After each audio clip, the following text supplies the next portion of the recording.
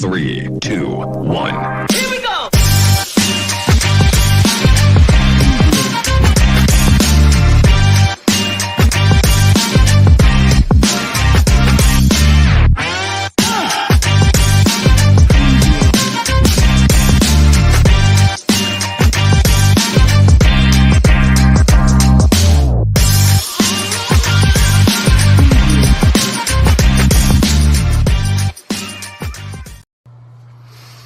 Ahoy, friends. It's me, Dave Landau.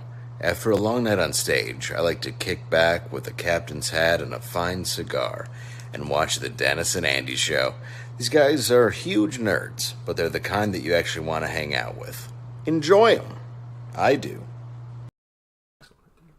Hello, everybody, and welcome to another fun, thrilling, action-packed episode. You're like, action-packed? What action are you talking about? My hand movements are the action-packed that I'm talking about. This is the action. Yes, we're sitting in chairs stationary, but I talk with my hands. That is the action. See that? He's spinning in his chair. Action. Action.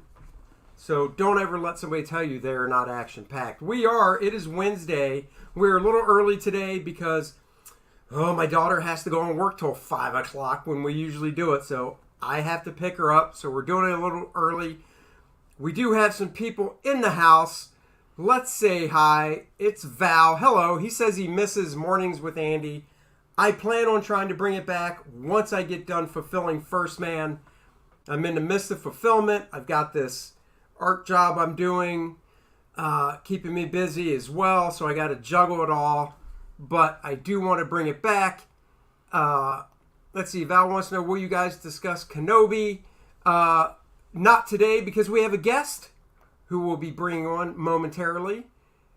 Hyper Kaiju, sup nerds? Sup, big nerds, that's what we are. We are. When will I announce the next comic? Got to get through fulfillment, and I want to have something visual to show, not just go, this is the name of it. So I want to have something visual to show, and I don't have anything yet, so I will. What is that? Seriously, I'm getting a phone call, but I can decline it, which I just did. Marcus is in the house. Just finished Shapiro. Well, there you go. I have not listened to him yet today. And Dennis's RPG, Massacres in the Night. Not a bad name. See, Val hasn't been on when you've hinted at the other announcements, so he's missed all that. Hyper Kaiju says, action-packed. Andy and Dennis are fighting to the death with randomized weapons. These are the weapons right here, okay? These are all I need. These are lethal. These should be banned in all 50 states. And you know what I say to that? Not cool. You're right. Bretsky the Great, salute, salute, salute, everybody. Hello. And there we go. Val saying hi to people because he's awesome that way. All right, so our guest today is the Eric Weathers. I like throwing the in front of everything because it just makes it sound that much more important. And Eric is a very important person. So without further ado, hello. Hello. How are you doing? I'm doing good. Thanks for having me on the show. Oh, I appreciate you working with the time schedule that we had to change at last minute and everything. So, it's one of those things. My daughter has been working more on Wednesdays till 5, and usually I can ask my wife to pick her up, but my wife has a hair appointment. So, I'm sure you can relate, Not right? an excuse, Helen. I can relate. Yeah. Not at all. I haven't had a hair appointment. I can't remember the last time I walked into a hairstylist to get the old hair done. But like I like to tell my wife, You're a man though. Shouldn't you? It's a barber. You go to a barber. that's what I mean, a barber, yeah. But still, I can't remember the last time. Actually, I take it back. About 5 years ago, for the month of November, because it's No Shave November, I grew it out for like the whole month. And I told my daughter, I said, I think instead of just shaving it all myself after a month, I'll go into a barber shop and let them just, straight razor or whatever. No dice. The best they would do is a clipper with the smallest guard, so it would still leave some fuzz. And I'm like, I'm not paying you for that. I can do that at No. home. You could do that at home. Yeah. Why? Exactly. You just didn't I leave don't the like it. Captain Picard, huh? No, I let it go. I let it grow. You let it should've. grow. I let it grow. Yes, everybody, this is what I have to live with every day. That's right. Every day. By the way, are you still rocking your mullet that you did there for a while? It's gone. Oh! I got a normie haircut. Actually, I shaved after I cut the mullet off. I shaved it all the way down to the skin. So I was walking around looking like Andy Smith there for a while. No, But it you grew didn't, back did you? like in a day and a half. Yeah. How did I not see that? Did you? Because I remember you posted the mullet stuff, but I don't remember that. Let me see what I can find. Did you totally? Wow. That had to be a while ago then. I am out of the loop. Or either that or your hair just grows super fast. Well, it was December, so yeah, and my hair does grow. I've cut it 3 or 4 times already. It grows really fast, so Okay. No need to rub I'm it sure. in. I'm sure I got a bald head shot in here somewhere. Wow. Yeah, Was that here the it is, first time actually. you've ever done that? No, I had done it. That's not even here.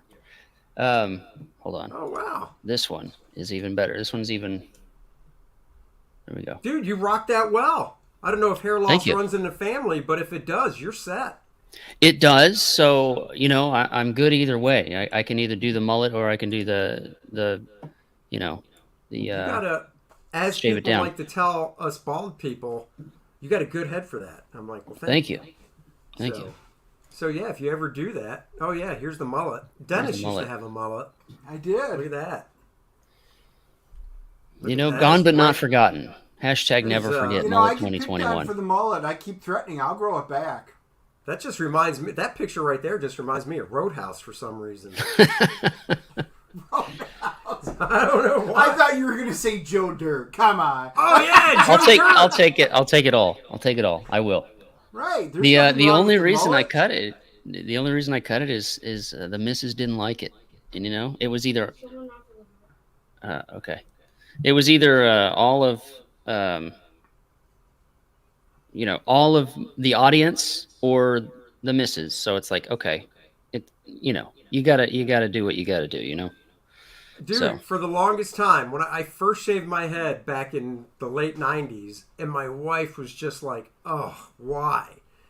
And it took her forever, but pretty much whenever I do grow it back in November, it's just opposite. Now she's like, nope, get rid of it. Get rid of it. Yeah. So I Yeah. wore it down. Well, I mean, once you go right, Yeah. you kind of have to stick with it, because Oh, yeah. I mean, nature has taken its course at this point. Well, I mean, if I grow it back, I've got the Frasier. So, as I like to call it. You can as long as you got something, you can always go mullet or skullet or somewhere in there. Yes. I've seen that. A friend of mine did that once that had, the old horseshoe shape, but he did the mullet, and I was just like, yeah, The I Hulk might Hogan? go there. Yeah. No. Just grow it long and then just do the comb over And from just the back forward. big Yeah, comb that's a over. good one. That's a good one. Big comb over. Well, Eric, one thing that we always have, we may have, everybody here may know you, but we may have some new viewers either today or a lot of people, they'll rewatch this later. Mm-hmm. So I always like to find out about the origin stories. How did you get involved in comic books and then actually onto this project? Yeah, my comic book journey, I would say, officially kicked off around 2010. Me and some friends were hanging out one time at my house, and we were doing that. Wouldn't it be cool if we made a comic book sort of conversation?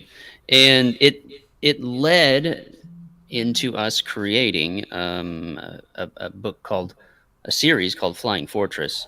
Mm-hmm. And that was my first foray into really making a comic book, because I had done little things here and there. I would draw, Wolverine and Ninja Turtles and all of that. But I'd always talked about how I wanted to be a comic book artist. And then we came up with this idea and didn't really do anything with it. It was just a cool idea. And then one of my friends who sort of came up with the idea with us said, we have a table. I bought a table for Planet Comic Con next year. It's in April, and we don't have a book yet, so we better get to work.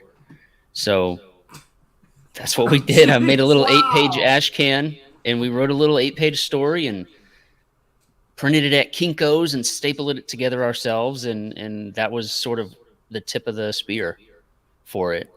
We did everything ourselves. We, from writing all the way down to lettering and pre-press. Back then, it was just some Photoshop files. Oh yeah. What order do you got to print this page and this page on that one, and when you fold them, there'll be a book. Yep. So it was a long journey. I mean, I learned a lot. We did ultimately 8 issues, not including that 8-page ash can. Cool. Came out to about 200 and some pages of work over 7 years. It was just sort of like I guess you could say a side project. Just Yeah. we got about an issue out a year roughly, and then did that. I learned everything that you can learn as an indie creator about making a comic. We wrote it, drew it myself, inked it, learned how to color, learned how to letter, and learned how to promote at the convention scene. We did a webcomic version of it. We just kind of tried everything. And we did that, like I said, for about 7 years. Then that wrapped up in 2016. And then 2016 or 2017. And then I kind of put it away for a little while, put comics away for probably about a year as I moved on to other art ventures. And then in those art ventures, I came up with this idea for this Oz book that would be sort of this military version of the Wizard of Oz. Yeah. And basically said, this would make a cool comic book. So just when I thought I was done, I pulled myself back in and created a new comic book. I think we started that roughly 2017, did an ash can 2018, and then really hit the ground running in 2020 with a full production of the book. And now we're working on book 2. That's cool, and we'll pull it up while we talk too. So this is Eric's campaign, Battle Brick Road. He's doing fulfillment now. Mm-hmm. He's closing it down. As you can see, there's a timer at the top in 7 days, and we're all hoping and praying that he cracks that 6-figure young lady mark, and he's so close. Yeah. I have no doubt. I mean, because I assume you'll do a closeout stream and stuff. Yeah, for sure. So Yeah, you'll no for sure. no worries. Yeah, we actually just hit 99K last night. So cool. we were doing that on my channel. I do a show with me and Rob Arnold, Shanthan Jetty, Clint Stoker, Von Klaus. And there were 2 backers that came in where we were just doing our normal show and got us over 99K. So woke up to a couple more this morning. Yeah, it's been good. It's been really good. No, that's awesome. And I'm glad that there's going to be a follow-up. So I guess give everybody the rundown on Battle Brick Road. I mean, I know it's the Wizard of Oz. I mean, my easy way is Wizard of Oz, except she's like a merc with guns and stuff. It's cool. Yeah. It's not your, I guess, great-grandmother's Wizard of Oz. At this point, yeah, great-grandmother. So it's, in short, it's Wizard of Oz with guns. We have created this story myself and my collaborator, Zeb Hatfield, who wrote the script, have weaved this version of Oz. It's sort of Oz meets Mad Max meets like G.I. Joe and BioShock sort of all put together. So it's this semi-post-apocalyptic, near-future military retelling of the Wizard of Oz without being overly obvious necessarily that it's Oz. You can look at the characters and say, oh, that's Scarecrow, that's Tin Man. And so you can see some of those things, but, flying monkeys and all that. But design wise, we try to stay away from, the greens and the whimsical, all of that you see in a lot of Oz derivatives. We got a Kenneth Rocafort cover, which is fantastic. That is, I think the art that you're doing is very cool. Kenneth, of course, is just one of those guys whose stuff is just so stylized that, you pick it out a mile away, and that's sweet. Yeah, he was a huge influence on me when I was 16 years old in my parents' basement learning how to draw. Yeah. And then to have him come on board, this was originally just going to be a trading card as like a little bonus perk. Oh, cool. But it turned out so good. I was like, hey, could this be a cover? And we had we had almost finished the full 60 days of the campaign when he turned it in, because I was doing the campaign thing and searching for artists to do trading card art, and he came out of the woods, and I was like, "Hey, you want to do it?" He said yes, and then it turned into a cover because everybody wanted it to be a cover. So I honestly hadn't even had any plans to do 2 covers. I was just going to do the one, just my own, which is this one right here. And he graciously said yes, and it's done phenomenal.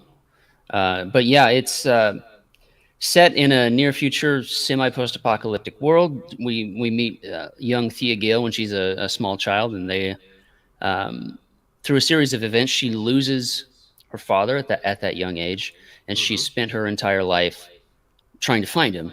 And then about 20 years after that incident, she gets a message from her dad, and in those messages is buried a coordinates.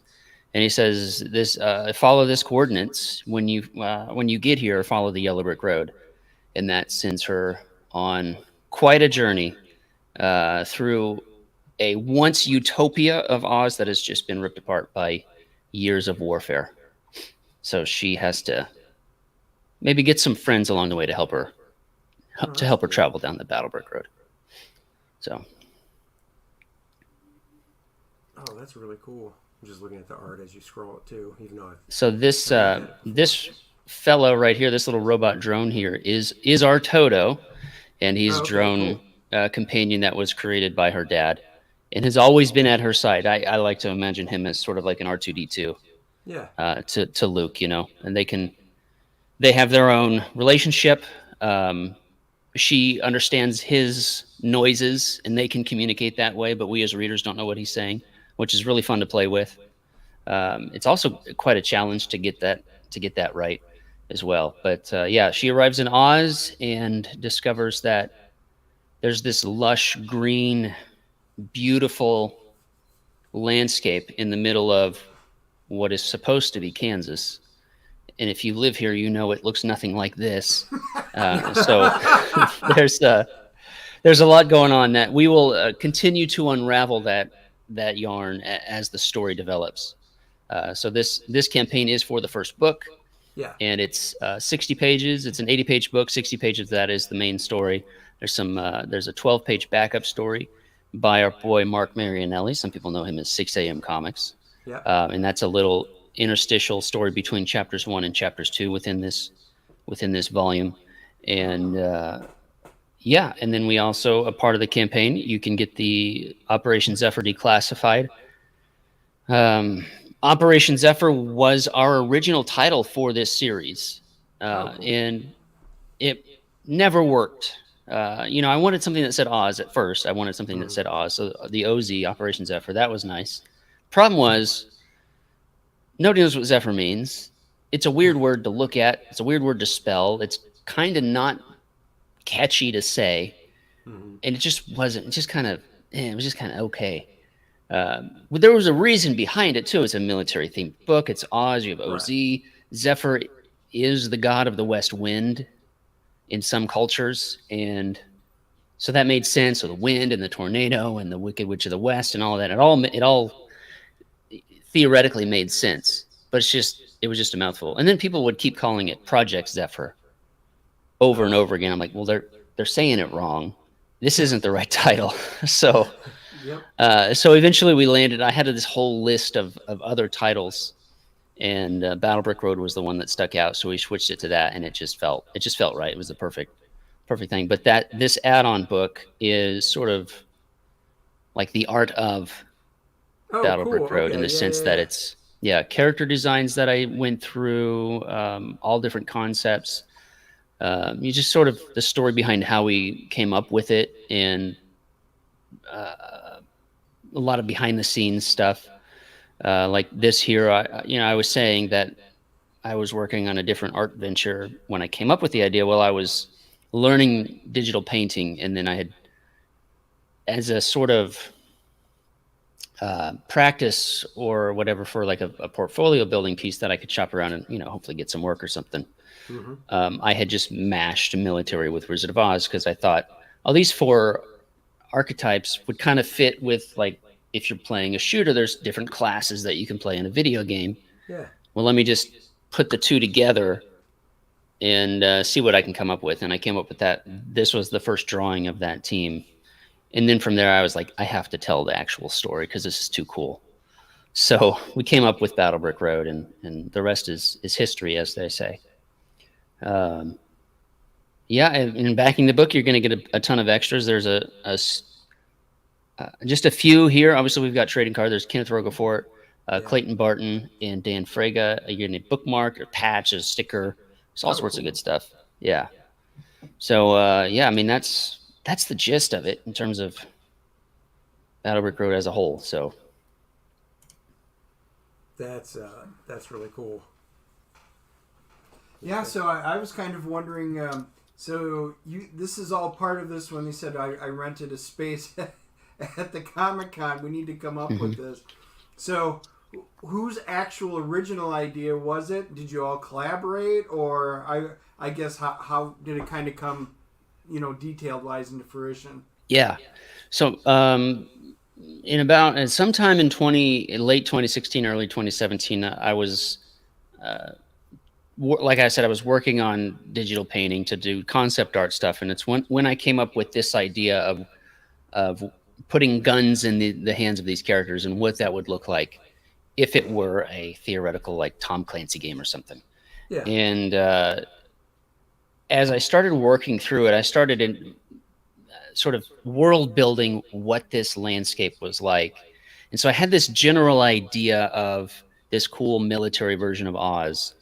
That I then went to a friend of mine who, funnily enough, I had lettered a book that he had written about a year prior that we hadn't met yet. And when we did meet, I had this idea sort of in my back pocket, but he was working on something and I wasn't doing comics. But when I had finally had this sort of thing going, and I was like, I want to make it a comic. We went out to grab a couple beers, and I said, hey, I've got some ideas for a comic book. I want to hire a writer. I want to collaborate. And I gave him the two, and he picked this and I gave him all my notes and everything, and then he turned that into what we have today. And that guy, I should name him, obviously, Zeb Hatfield, the co-creator, essentially. And he wrote this script, and we went through probably a dozen different iterations of it as well, maybe even more. So essentially it was my core idea was my plot, my idea. And I said, here, let's put a script to this. And that's where he came in, and he basically focused on the original novel from 1900, I think. He at the time was a contractor. So he'd be painting or doing electrical work or whatever, and he'd have his earbuds in. He'd just listen to the audiobook over and over and over again and think about what he'd do, and he'd take notes, and then he'd come back with this script. And it was phenomenal, absolutely phenomenal. What he's done was woven the story of it's like we stripped away all of the what you know about the Wizard of Oz and just sort of kept the bones of it and built our own world on top of that. So there are, obviously, we've got the main characters and things that you're used to, but we're taking twists and turns that you won't expect.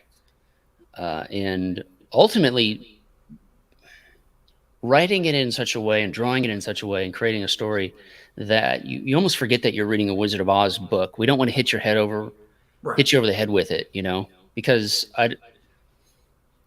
it's a balance that I wanted to make between, there's a public domain property, but I want to do my own take, but I don't want it to just be like, that Wizard of Oz thing, because there's dozens of them out there. And I feel like this one really stands out on its own, and it's a fantastic read. We've been getting, we're fulfilling right now. So even if Wizard of Oz wasn't public domain, I mean, this is so far removed, you wouldn't have a problem with it, would you? Yeah, I don't think so. Like, we don't even, her name's not even technically Dorothy Gale. Yeah. It's Thea Gale, which is a derivative of the name Dorothy. Right. I mean, Toto is a robot. He's not a dog, so exactly. It's like, yeah, for sure. Yeah. Yeah. So when he writes the script for you to draw from, does he do a full script style, panel by panel breakdown, or? Yeah, How's I he, get a, how's he I handed do to you? get that. I get a full script breakdown with panel with, I'd say, semi-solid dialogue, Yeah, but yeah, it's really fluid and really collaborative because if I'm remembering correctly, the original script I got for the first chapter was 22 pages, and then I was like, "Hey, what if we did this? What if we did that? You know, let me make this a double page spread. Let's let this particular scene breathe a little." hmm And then that chapter turned into 26. So he wrote a 26 page script for the second chapter, and then I did the same thing with it. And with that yeah. script, that turned into like 34 pages. So it's definitely like it's not like I'm locked into what he writes and we just do that Right. exactly. It's super collaborative. There's a lot of back and forth. You know, a lot of hey, what if we did that? That'd be cool. Or no, instead of that, what about this? So, and it's Yeah, I how mean we love to do it.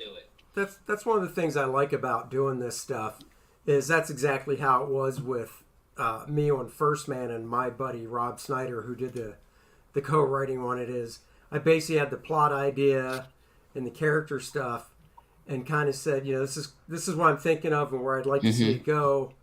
Go have fun. Get back to me with something. And he did. Yeah. And I read it and I was like, oh, this is great. Let's tweak this or tweak this.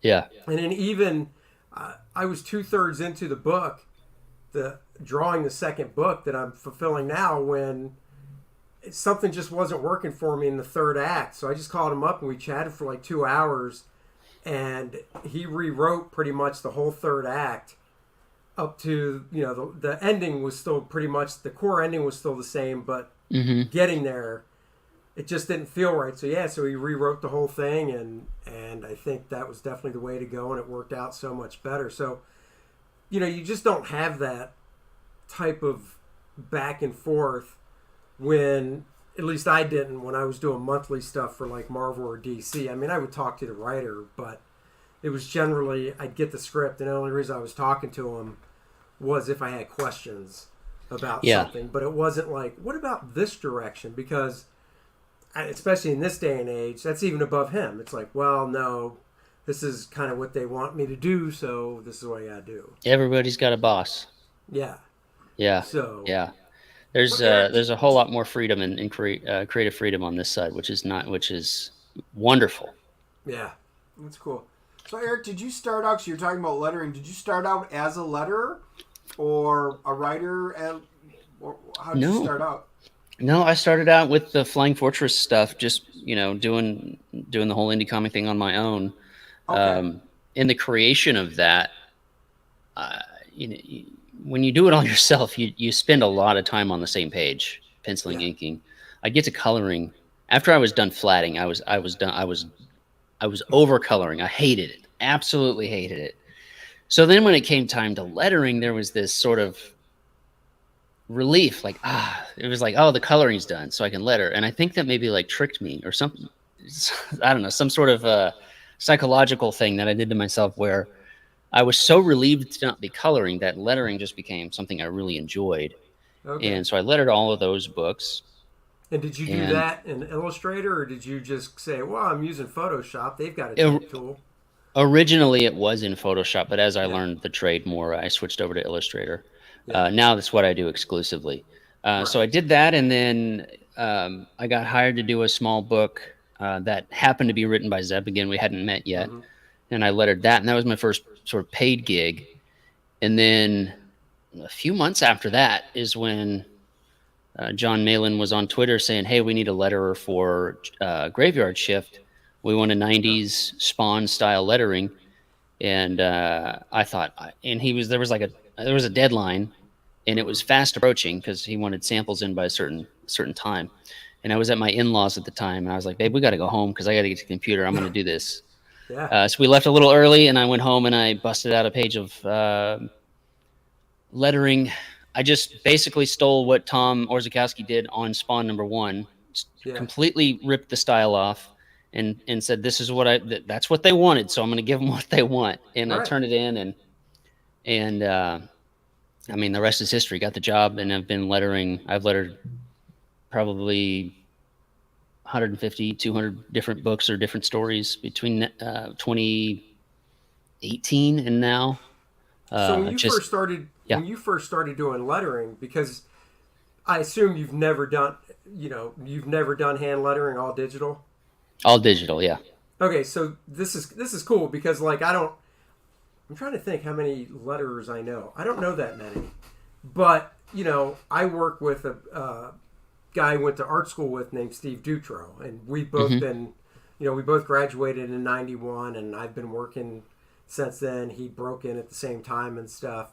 So, he started out as a hand letterer, then transitioned over. So if somebody wanted him to do hand, he could. But my question is, when you start off just doing digital, did you buy fonts? Did you create a font? Like, how did you get fonts to use? Because obviously you're not just going, Comic Sans it is. So. Luckily, there are a lot of great resources out there. Actually, not a lot. There are two really good resources out there for indie comics creators. There's a lot of commercial comic book fonts. Two resources. I'd say the indie resource is Nate Picos with blambot.com, because he has a lot of so he has a lot of free fonts, and that's where we were like looking for comic book style fonts when we were lettering Flying Fortress, and we found his website, and so we were able to have sort of semi-professional looking lettering. My skill wasn't there yet, but the font looked good. So yeah, there are commercial fonts there. There's also Richard Starkings and his whole comicbookfonts.com. Yeah, and that's where everybody gets their fonts these days. If they haven't built their own that they use specifically, it's any of the corporate comics, mainstream comics guys. They're using comicbookfonts.com. The what's it called? Comic Craft. They're using Comic Craft fonts. Yeah. And most of the indie guys are using Blambot fonts. But there's mixture. I mean, I'll letter a book. I'll use a mixture of both. Yeah. So it's just sort of funny, whatever. Because I just looked down next to my desk. I actually just bought it. I have yet to I've actually had it for like probably 3 months now. I still haven't had time to read it. But I actually bought Nate's book, The Essential Guide to Comic Book Lettering. Because I got the book. Because I'll be honest, like I've lettered a few things in Illustrator and stuff, but when it comes to a full book with doing, just the amount of stuff when it comes to variety that you could put in a book with sound effects, balloon shapes, and all that, I'm not there. But if it's just a simple, 1 or 2 page thing where it's basic, balloons and caption boxes, I can pretty much pull that off. But I got his book, then Richard Starkings actually put out.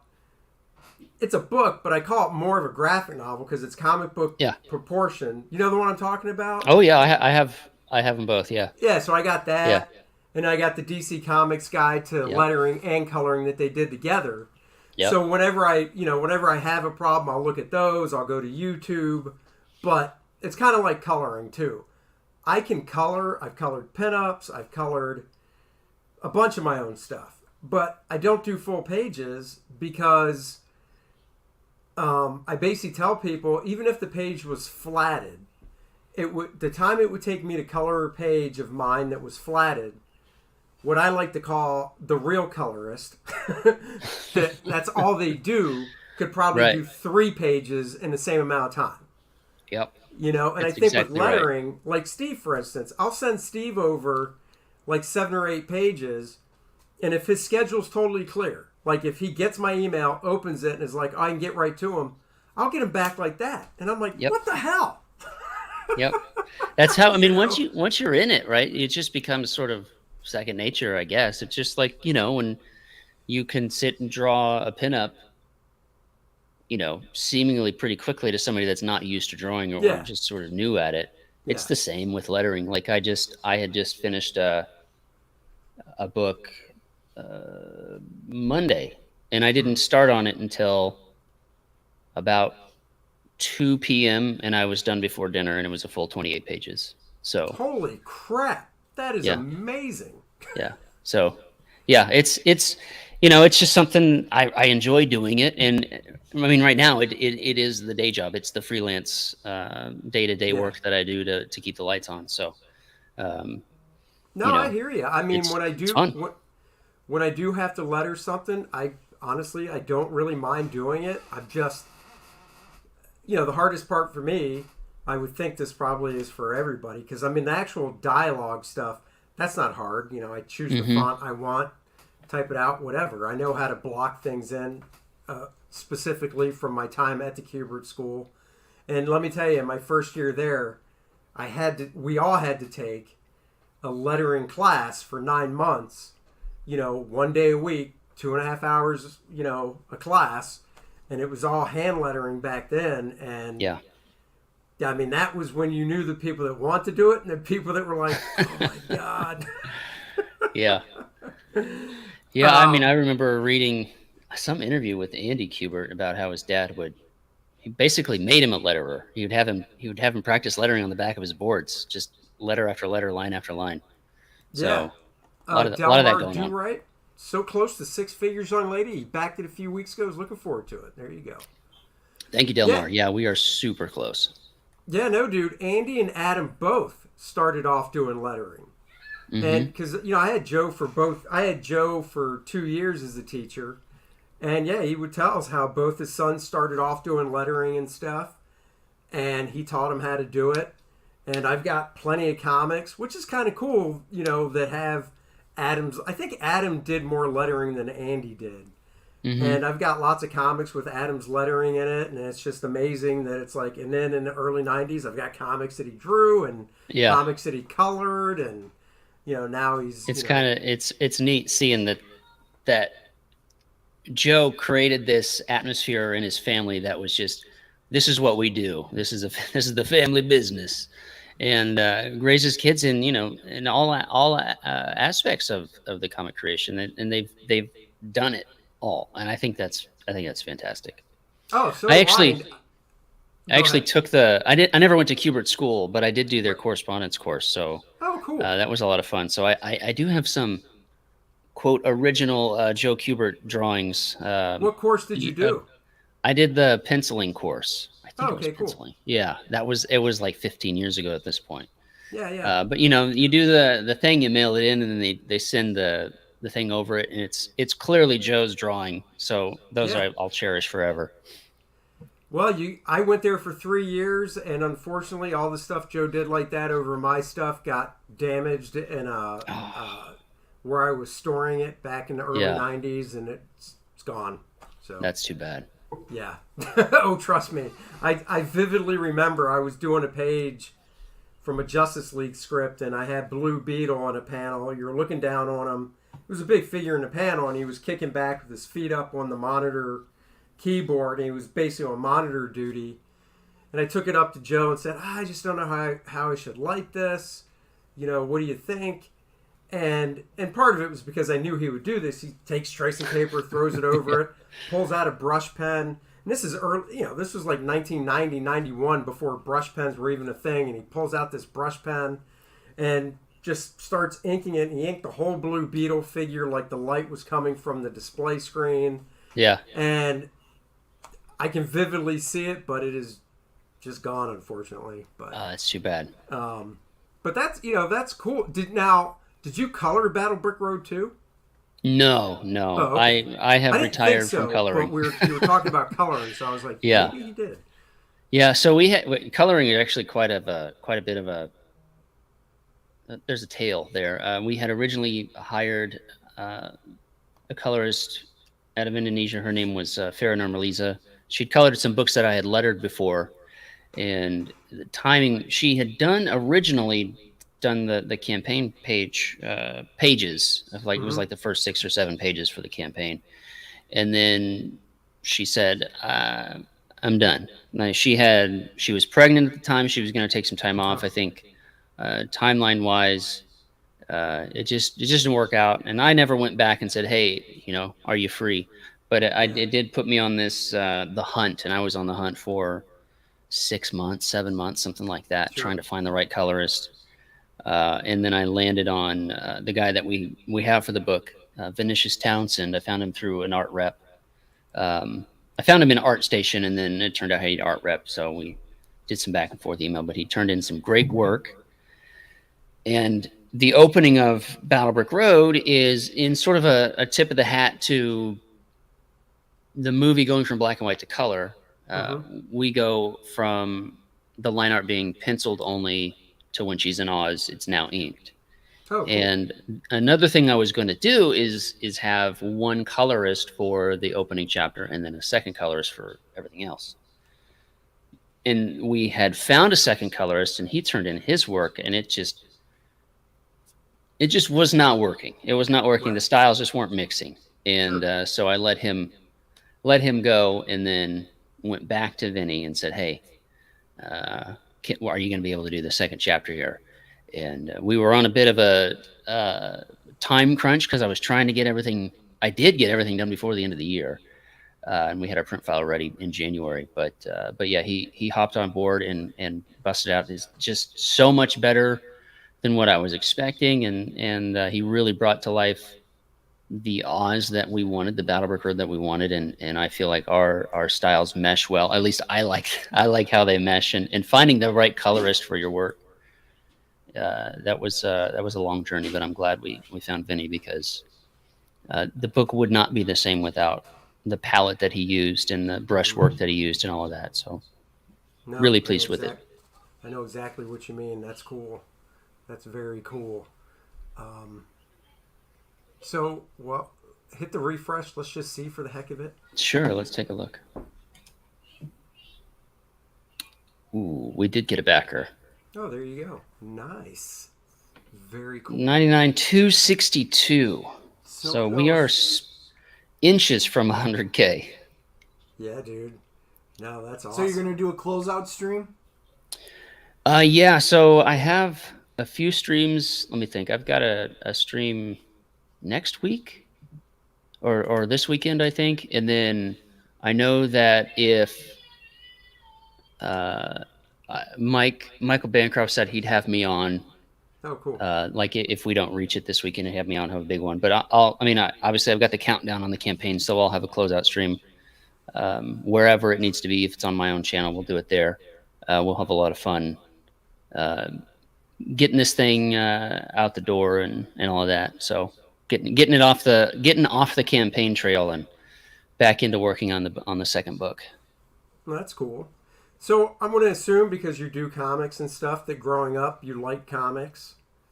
Do you remember your first comic that you ever got? No, not really. They didn't the comic books themselves didn't grab hold of me as much as the atmosphere that was around comics at the time. Because I grew up in the 90s, so it was the X-Men cartoons, the Batman cartoon, all the trading cards were there. I remember all the trading cards. I mean, I did have comics.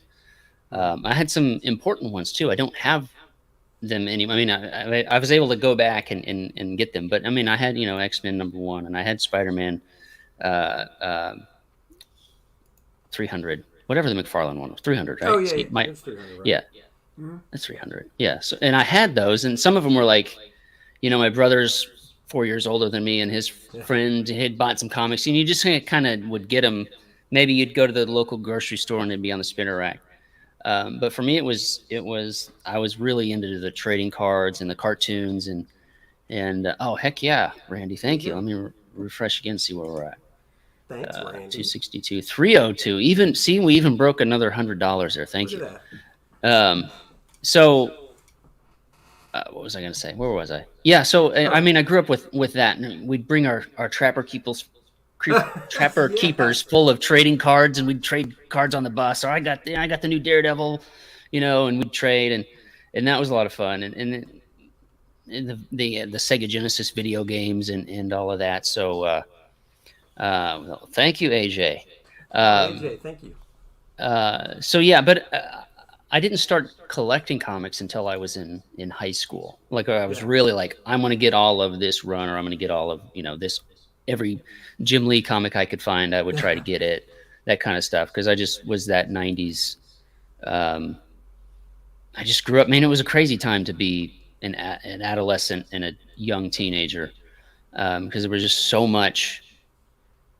It's different now when it's all pop culture and MCU, but back then it was still cartoons and comics and trading cards and 16-bit video games, and There was a certain magic to it that, you'd go to the underground arcade, and they'd have the 4-player X-Men arcade, and it was just, it smelled like mold, and probably because it was covered in mold underneath, but you didn't care because you and your buddies were, trying to take down Magneto. Man, I don't know. I know what you're saying, but we're a little older than you, and growing up in the '80s playing that Atari Pong, I think you missed out. Maybe I did miss out. Maybe I did. Great, Space Invaders. Have you seen those graphics from that Atari game? Come on, Eric. I have. Asteroids, Unicolor. Look at you. I'm just saying. We wouldn't be here without them. You haven't lived until you went to bed because you realized the only thing on TV were the color bars. Man. I'm just saying, Eric. I don't know if you had to live through that like we did. I didn't. So we're a little bit older. I lived a much more privileged upbringing. That is. We had all-night television. I didn't turn off. All-night television. Yes. Good Lord, my parents would have had to pry me away from it. I remember getting up in the morning, going downstairs real early, being like, I'm going to watch TV. And it was the American flag and the national anthem. I'm like, I'm going to watch TV in 25 minutes when this is over. We had some constraints. It's not like it is today. It was Saturday morning cartoons started at a certain time, and they were over at 10:30. And it was, if you wanted to watch TV, you were stuck watching infomercials of Ron Popeil trying to sell you some sort of chicken cooker of some kind. So I like Galaga, and I have a Galaga version on my phone, AJ. So and AJ, you were right. It was Galaga. It was back in the old days. It was Asteroids. Then it was Galaga. Then Gorf, which was better. It had the joystick and it talked to you. It was one of the first games that talked. Then it was Bad Dudes, and then my buddy Chad, who you saw up on the, I don't know if he's still listening, Golden Axe. We would spend all of our damn money on Golden Axe trying to get to the end of it. AJ says he guarantees Dennis used to play with that crappy old wireframe Star Trek machine. I did, and as a matter of fact, I bought a tank for all the retro games that I have at home. It's a 2-player tank stick, and yes, the first game I got was Star Trek. So you may not know me, AJ, but you know me. There is an arcade here in town, not a barcade, just a regular arcade. Oh yeah, dozens and dozens of cabinets, and I have 2 young boys, took them there for the day, and we ran through the gauntlet of all the old games, including Gauntlet. So it was Asteroids, and they had Root Beer Tapper and Pac-Man and Miss Pac-Man, Pac-Man Jr., and up to the more modern stuff that I grew up on, like Mortal Kombat 2 and 3 and all of that. So, but yeah, that's a ton of fun. I could live in an arcade as long as they were free. Cause the quarters, are they still? You just want to be able to hit start. I feel so dumb asking. But they have, a lot of them are tokens. Otherwise, it's now a lot of them are 4 quarters. So like, do you remember when the most expensive game was Dragon Lair when that came out? Because that was that and Space Ace, because it was, cartoonish. And back then, instead of a quarter a play, it was 50 cents, and then it went to $1. Yeah, that's what I thought. Yeah, and then as soon as you died, another $1 went in. Then as soon because you had to count another $1. Well, because they would get you, because they'd be like, if you insert the money within this short time frame, you can pick up right where you got killed. Correct. Yeah, you had the 10-second continue countdown. Yeah. And you had a count of 10, otherwise you had to start all the way over. So they were they knew how to make some money. Did you ever like pinball machines? Occasionally. I wasn't really into them, but I'll play pinball from time to time, yeah. I liked them. I mean, I'm trying to think of an arcade in town. I can only think of... We have a few barcades. Oh, yeah, we have a few barcades, but I can't think of just a straight-up arcade in town. We were pinball. My wife and I were trying to get a pinball machine with roller games. That was you didn't want to get the X-Men pinball machine? No, because we met in college, and that's what we played. That was like our date half the time, was going down to play pinball. So I did tell her as soon as we bought a house... she could get it. So she has been hunting for a good condition roller games pinball game, and she's found a couple. So who knows? We might be getting a pinball game. No, but see, you just have to tell her no can do. You just made your home office. You just took over the pinball room with your home office. I know. I don't know. She's got to find a place to put it. That's not my problem. Just right in the living room should be fine, right? Yeah. I mean, his living room is already cluttered with a lot of garbage packer stuff. So, Garbage. Yeah, I heard you. You a football guy at all or no? Nah, not really. Not a sports guy. No? Yeah, football's the only one that I watch, and that's it. Why? Arcades are are better anyway. Oh, shut up.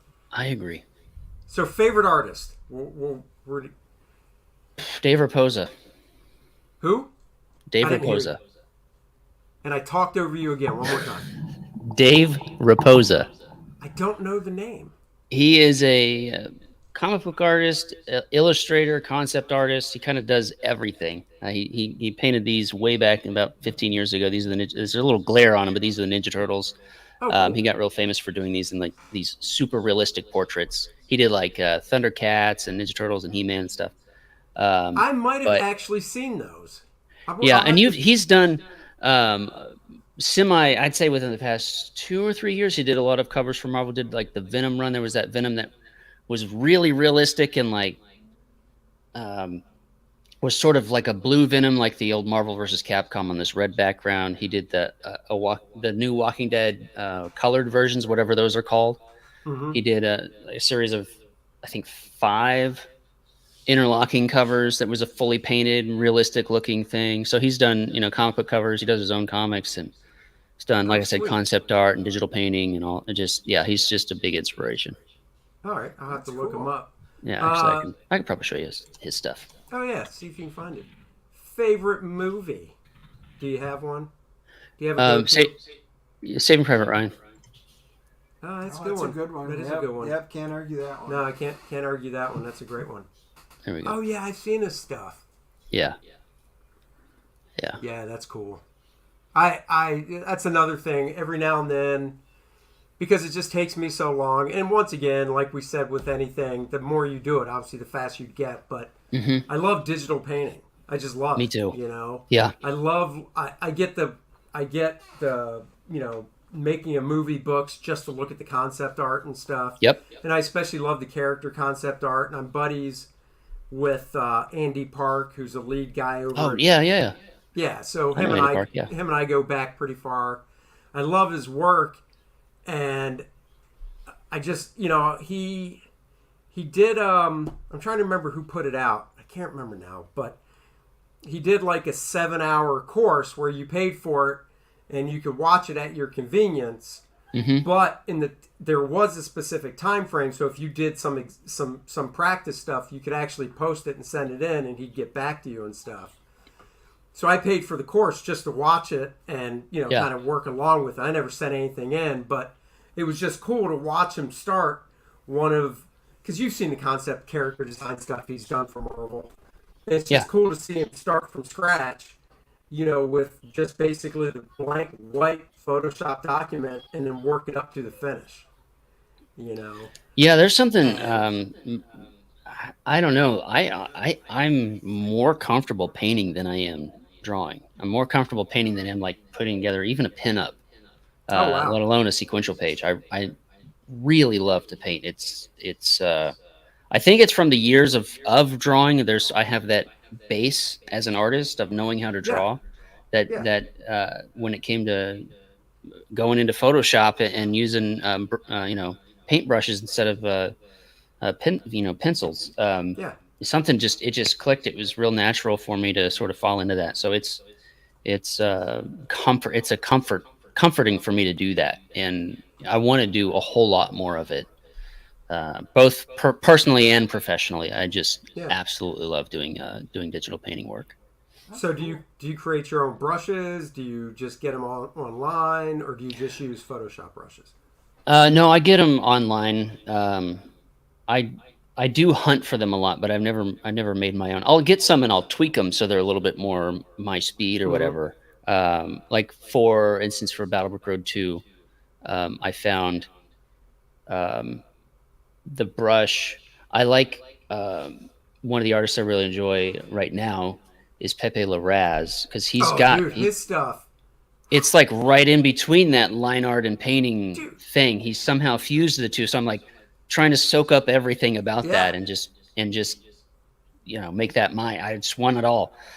So I did some digging, and like he's talked about what brushes he's used, but he's never released them. And then I found the artist that I think he got it from, who had their brush was made by somebody on Gumroad, and I found it took me weeks, and I finally through Google detective Yeah. work found this brush, and it's doing everything that I want it to do. It's absolutely perfect. But I have taken that and then made a duplicate of it and tweaked it so it's just for me. It's like everything I need. So. Oh, cool. AJ, yes, it's the same Andy Park that did Tomb Raider and other stuff for Silvestri Studios. Then, when he got out of comics, Andy actually went over.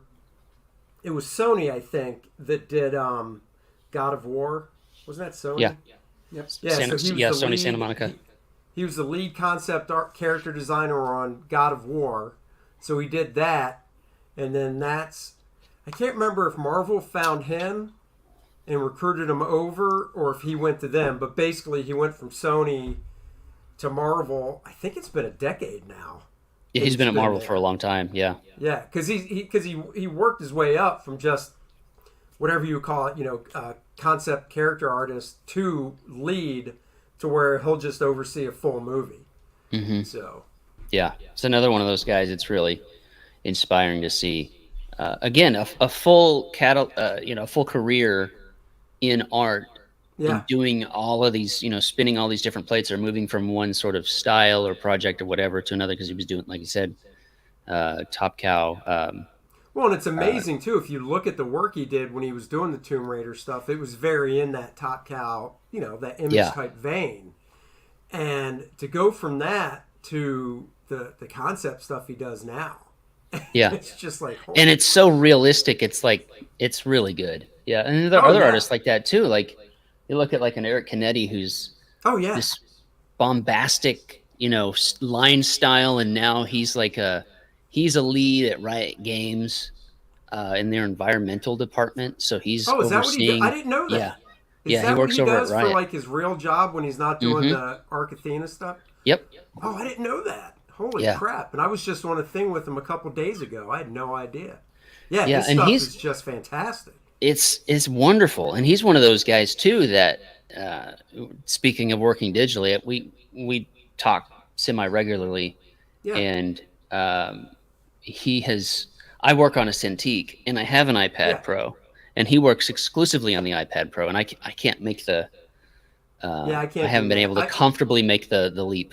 I do back and forth like you. So right in front of us is my Cintiq, but I was going to ask you because I assume everything you do, art wise, is digital. What program do you use? Everything now is digital. Battlebreak Road 1 is traditional. It is? I did digital layouts, but moving forward, in order to get more done and all of that, get it done faster, get more books out faster, I'm switching digital. I like to draw in Clip Studio because that's where I've found the brushes that are the most comfortable for me to use. But if I'm painting, I'll paint either in Procreate or in Photoshop. So it's like I just did a pet portrait for my wife as like a surprise birthday gift. One of our late dog that passed away a couple years ago. Sure. And that was completely painted in Photoshop. Oh, cool. Whereas I'll sit, on the couch or wherever at my, going over to my parents' house. I always have my iPad with me, so it's just my digital sketchbook. And when I'm using that, I'm almost 100% using Procreate. So it's every sort of program has its. It'd be nice to just have the one and just be able to use the one, but I can't. I like to experiment with different things and see what works for this and that. I asked because I'm like you. I like doing digital painting in Photoshop, but obviously if I'm on my iPad, I also like the tools and the platform of Procreate. Mm-hmm. But I tell you, when it comes to if I ever do digital inks, it's always Clip Studio. Yeah. But when it comes to penciling anything, because I do hybrid, so I'll draw it digital, print it out on the board, full size and non-photo blue, because I love inking traditional. Mm-hmm. I use Sketchbook Pro. I think out of all the programs I've used, so out of the three majors, Photoshop, Procreate, or for Clip Studio Sketchbook Pro. To me, Sketchbook Pro, the pencil is the closest to feeling like a real pencil. I haven't used Sketchbook Pro in a while. There's another one. Let me see what it's called on the iPad. That it is. Oops, that's not the right one. Create. It is. I think it's just called Painter. It's not Corel Painter. It's Infinite Painter. And that doesn't come preloaded on the iPad though? That's when you have to download, right? No. But I do. If it's not free, it's very inexpensive, like a couple bucks. But its main pencil is, I don't know if you're familiar with Stan Prokopinko from the Proko.com. No. He's a life drawing teacher, but he does it online. And Proko, Proko.com, they have all sorts of courses about, portrait work and drawing the human figure and all of that. But his pencil that they put in that program called Infinite Painter, that pencil is absolutely wonderful because it's in that traditional style of holding your pencil like this when you're blocking in shapes. Oh, really? Yeah, so it has that sort of it tilts properly in the program, and it feels like you can draw like this and then switch it over and get the detail that way. Yeah, it was that's really cool. From the first stroke, I was like, I love this pencil. But yeah, in terms of like detail work, I don't like it for that. But when I'm sketching and doing like gesture drawings and stuff, it's great. Again, another program to add on the pile of programs. I look at them as if they're like different stocks and weights of paper and grits of paper, because each one kind of has its own feel, and different art programs similarly have their own feel. So yeah. No, that's cool. All right, well, we're going to have to wrap it up because I need to pick up my kid, and she's 19 and gets a little moody if I'm late. And but for those of you who are watching this afterwards, we put all the descriptions to the links and everything below, not only to Andy's, but to Eric's stuff. Yep. So make sure you go down there and take a look, click on it, and then you can go back Battle Brick Road. This weekend, I will be trying to get out a few videos. We've got a gigantic Fantastic Four book, which I teased just the other day. And I really want to do a quick flip of that one for you guys, a nice one. And I'm going to do an unboxing. After I had a marathon of, on Amazon Prime, there is a Galaxy Quest documentary, which was surprisingly amazing. So we had to follow it up immediately with going back to watch Galaxy Quest again. So I went online and ordered the NSEA Protector along with the atomizer and the communications device. Holy crap. So they all came. So I've got to find time. I'll be gone the next couple of days. I'm going to unbox them and we're going to check out the detail. But they're big. So my wife's really pissed at me. So maybe one reason I'm leaving for a couple of days. Fantastic. I know. Way to make the wife happy. I know. Dennis does not subscribe to Happy Wife, Happy Life. I do. Just not in this case. That's right. No, it's well, just Eric, happiness. I want to thank you for joining us. Yeah, thanks for having me on. No, of course, man. And of course, I'll see you online and stuff as well. Everybody, like Dennis said, check out Battle Brick Road. Link in the description below. We'll be back next Wednesday, if not before. Until then, we'll leave you with this. Bye, everybody.